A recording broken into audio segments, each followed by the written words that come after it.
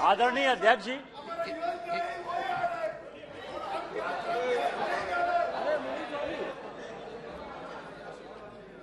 माननीय सदस्यगण, आप इतने वरिष्ठ सदस्य हैं, आप ये जानते हैं कि टीवी का कंट्रोल स्पीकर के पास नहीं रहता। ये टीवी का कंट्रोल एक सिस्टम है जो आपने बनाया है। आप इस छोटी बातों पर इस तरीके से गंभीर टिप्पणी करना उचित नहीं है। निशिकांत जी। आदरणीय अध्यक्ष जी,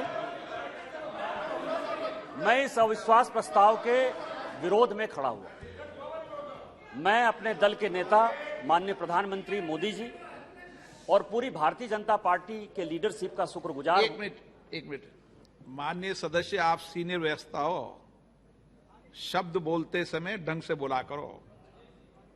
ये तरीका ठीक नहीं है। आप क्या शब्द बोलते हो, क्या नहीं बोलते, अच्छा लगता है क्या? पार्टी का शुक्रगुजार हूं कि उन्होंने मुझे अविश्वास प्रस्ताव पर जो है पहले वक्ता के तौर पर बोलने के लिए खड़ा किया। मैं ये सोच रहा था कि राहुल जी बोलेंगे, क्योंकि मीडिया में तरह तरह की खबरें आ रही थी, लेकिन लगता है कि शायद राहुल जी आज तैयार नहीं थे, देर से उठे होंगे तो नहीं बोल पाए। कोई बात नहीं है। गौरव गोगोई जी ने बोला, बहुत अच्छा बोला।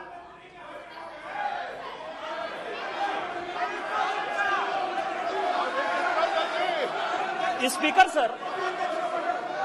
सर, गौरव गोगोई जब बोल रहे थे, इस कांग्रेस पार्टी को शहादत के बारे में, लोगों का क्या बलिदान है इसके बारे में कुछ पता नहीं है।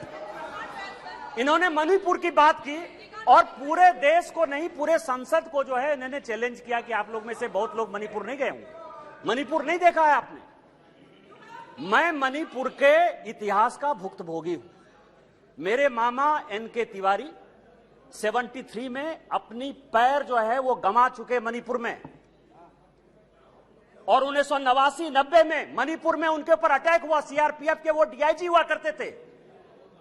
और जो जगमोहन जी ने अपनी किताब लिखी है माई फ्रोजन टर्बुलेंस इन कश्मीर, उसमें उन्होंने 10 बार जिक्र किया है कि यदि एनके तिवारी जैसे अफसर नहीं होते तो शायद कश्मीर नहीं बचा पाते। और वही एनके तिवारी जब मणिपुर में आईजी बनकर गए तो आपकी सरकार ने उसी ओपीएम लॉबी के तहत उनको गिरफ्तार कर लिया और कोर्ट ने कहा कि ये आप कर सकते हैं। आप राष्ट्रवाद की बात करते हो, आप मणिपुर की बात करते हो। आपने अभी कहा कि असम में समझौता हुआ, आप तो असम के हैं, सांसद हैं। क्या 83 के चुनाव में कितने % लोगों ने असम में वोट दिया था? कितने लोग मारे गए थे?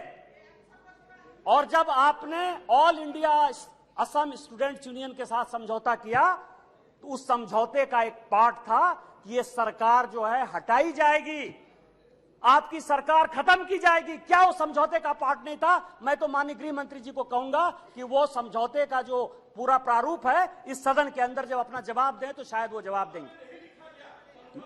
मिजोरम में आपने 7% वोट के आधार पर, केवल 7% वोट के आधार पर, केवल 7%, पूरे देश को जानने के लिए है, लालथन हावला की सरकार बना दी थी। और इसीलिए जब लाल डेंगा के साथ सरकार बनाई आपने, जब उनके साथ समझौता किया तो 7% के साथ आप उसको डेमोक्रेसी चलाने देते। इतिहास में जाइए, इतिहास में झांकिए, अलग अलग तरह की बातें करते हैं। कल राहुल जी आए, ऐसा हंगामा हुआ, पूरी दुनिया आ गई। राहुल जी गए कब थे? हम लोग भी यहां सारे सांसद बैठे हैं और उनको जानकारी होनी चाहिए कि हम जो है बजट सेशन में यहां आए थे, मार्च अप्रैल में यहां आए थे ना।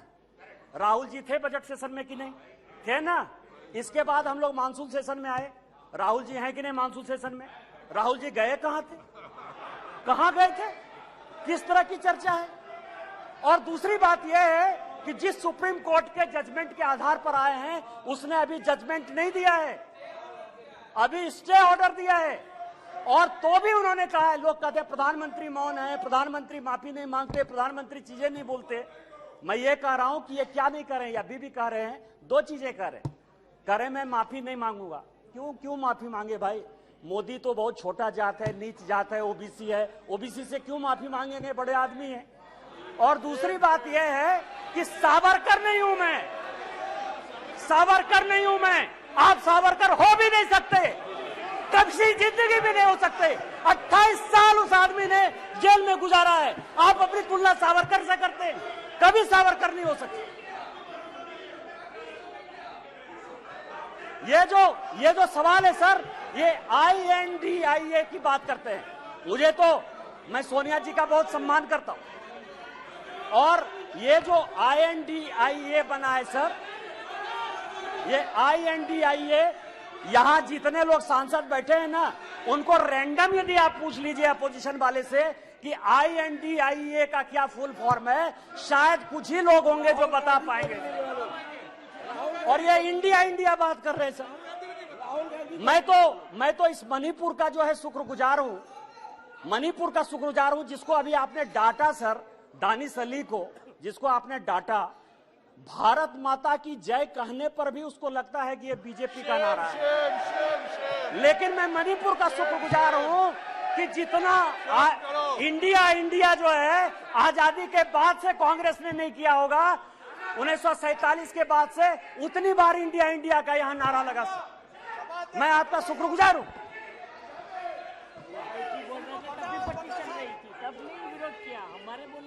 मेरे प्रधानमंत्री अध्यक्ष महोदय, मेरे प्रधानमंत्री एक बात कहते हैं कि ये अविश्वास प्रस्ताव नहीं है। प्रधानमंत्री जी कहते हैं कि ये अविश्वास प्रस्ताव नहीं है, ये अपोजिशन में विश्वास प्रस्ताव है कि कौन अपोजिशन में, कौन किसके साथ है। जब माननीय प्रधानमंत्री जी ने यह कहा तो मैंने सोचना शुरू किया सर कि प्रधानमंत्री जी ये बात क्यों कह रहे हैं, हमारे खिलाफ अविश्वास प्रस्ताव है, लेकिन वो कह रहे हैं कि ये अपोजिशन वाले अपने विश्वास प्रस्ताव की बात कर रहे हैं और उसमें वो देखना चाहते हैं कि कौन दल सचमुच उनके साथ है। तो मैं तह पर गया सर कि अविश्वास प्रस्ताव पर कौन कौन पार्टी हमारे खिलाफ है। सबसे बड़ी पार्टी DMK है, बड़ा सम्मान करता हूं मैं, करुणानिधि जी का बड़ा योगदान रहा है इस देश को बनाने में। अब आप समझे सर कि 1976 में भ्रष्टाचार के आरोप के ऊपर इस कांग्रेस ने करुणानिधि जी की सरकार को बर्खास्त कर दिया, और 80 में जब इंदिरा जी की सरकार बनी तो यही DMK उनके साथ हो गई। आप करें तो रासलीला, हम करें तो करेक्टर डीला।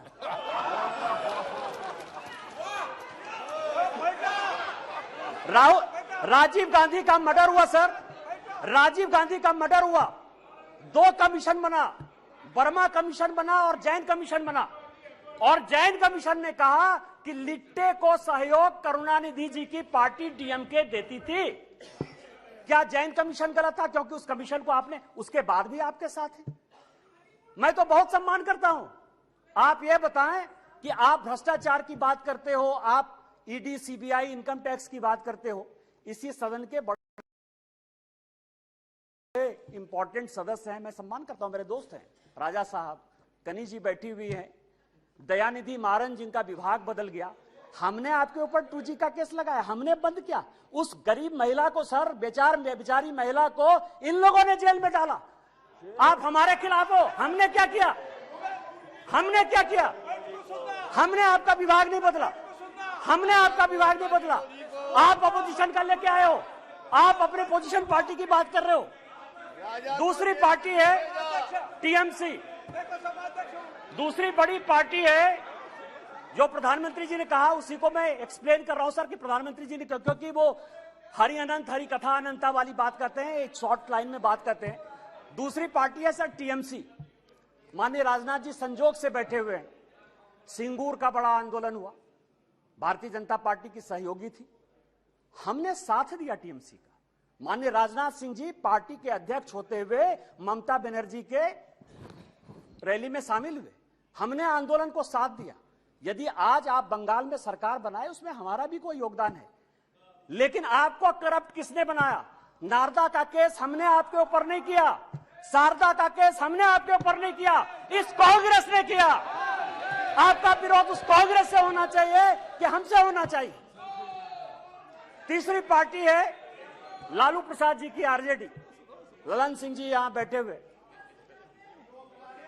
हमने उनको जेल नहीं भेजा सर। मैं केवल यह कह रहा हूं किस तरह की ये अपोजिशन की यूनिटी है। एक जो गाना है ना सर, ये कैसा सुर मंदिर है जिसमें संगीत नहीं, गीत लिख दी दीवारों पर, गाने की सुर नहीं, गाने की रीत नहीं। मतलब आप ये समझे सर कि ये आंख का अंधा नाम नैन सुख, सब एक दूसरे से लड़ रहे हैं, लेकिन नाम क्या रखा है? इंडिया। लालू प्रसाद जी हैं सर। लालू प्रसाद जी को ललन जी ज्यादा बताएंगे बोलते हुए, यदि इस हाउस में सही सही बोलेंगे तो, यदि सच बोले तो आज जो लालू प्रसाद जी के बेटे को जो है उन्होंने, जिसने उप मुख्यमंत्री बनाया है, वही उसके जो है विरोध में खड़े थे सर। और यहां की कांग्रेस सरकार थी 95 में जिसने कि लालू जी को अंदर कर दिया। हमसे किस बात का विरोध? विरोध तो आपको कांग्रेस से होना चाहिए ना। ये ललन जी पिटिशनर थे, यही तो मैं कह रहा हूं सर।